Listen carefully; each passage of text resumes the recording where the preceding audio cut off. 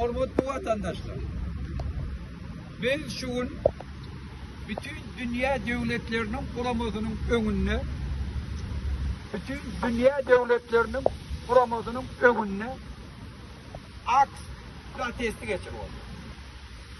Biz Türkmenistan'ın halkının tarafından iştahak geldik. Daha şu Kızdaniyak içindeki yığınlanışıp oturan devletlerin liderine bir boğum vakanaydı. Oturduğunda Türkmenistan'ı eylem oturduğu ilk Dikkat Türkmenistan'ı sağlamak için, Türkmenistan'ın ayrımını sağlamak için 6 milyon Türkmenistan'a bunları var. 6 milyon Türkmenistan'ı ağırlıkta var. 6 milyon Türkmenistan'ı sürmede tatlıyor. Onun öz bunu görüp bilmeni, öz yurdunun içinde işlep bilmeni, öz konstrüksiyonunu, hak hukuklarının hayırlanıp sözünü aytmağa uğur tapmanı, öz günlerini, şağalarını taklayacak olup 2 milyon Türkmenistanlı daşar yurtta kulçuluğa boyun oluyor. Bir yıl yarın beri Türkmenistanlılar her yol bilen öz hak hukuklarını koruyacak olup, öz konstrüksiyonlu hak hukukuna dayanıp, öz meselelerini çözecek olup, kanun yolları bilen hükümete yüz tuttu. Konsullukların önüne vardılar. Yöne ola bir cevap verdi.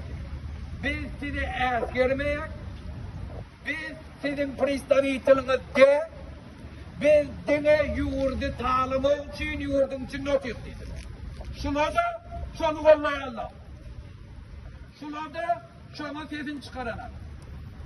Şuna baş koyan amaçları dünyada parakatçılığı saklamak, dünyanın tabiatını korumak, dünyada garipçılığı ayırmak.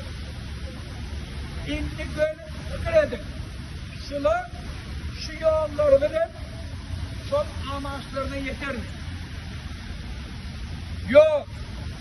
Eğer şuna, şu diktatörü şun çare görmeseli, 15-20 yıl bundan önceki şu daniyamsında şedin Kaddafi yanıp, Saddam Hüseyin yanıp, Beşar Esed yanıp ve beydeki adamlardan karşısında cinayet eden prezidentli yanıp bütün dünya problemidir.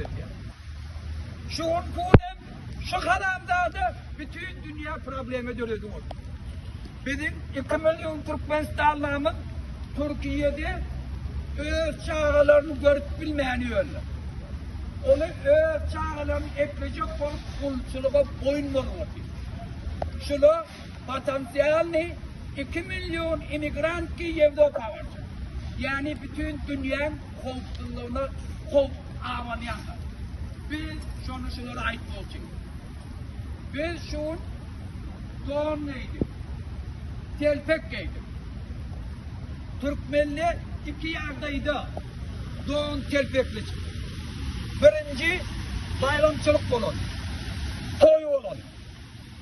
İkinci vatanım, mukaddes vatanını, namusunu, vicdanını koruyacak olur. Sebebi bize vatanımızı, vicdanımızı, namusu korumaklık bayramçılıktır. Biz şunu bütün dünya, şu tadaki oturanlara aitmaya geldik. Biz inni öz vatanımızı azad edecek olup doğum giydik, telpek giydik. Biz iyice çekilmeye. Şunun için eğer amacını da yetecek olsanız şunları Türkmenistanlıları koldan. Karamdağ'da istot değil. Önüne geçin. Şu Karamdağ'dan şu dağda çıkış etlerinin önüne geçin. Şun oğurluğunu kollattıran Aytul'dan Türeyva'da kovmuşlardı. Kovmuşlardı. Aytul'dan Türeyva vicdanın olsa çık açıkça cevap ver. Ben elini durmayayım.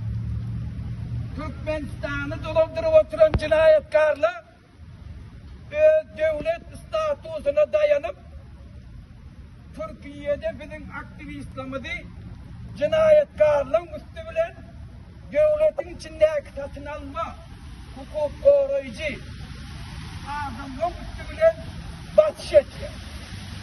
Benim aktivistlerimin gece kartasını alardı. Benim aktivistlerimiz, benim halkımız haçanım. Çağrağımı görecekti. Ben inni gelmeyle olacaktak, olacakken deyip korkunç ve paralarını cinayetkarlarım muhtemelen uyarlı, gençlerle, çatlayanlı ve patoslan içine çıkıp kaşık suyunu öldürüşler yağılıp öldürecek oldu. Şey dedim hep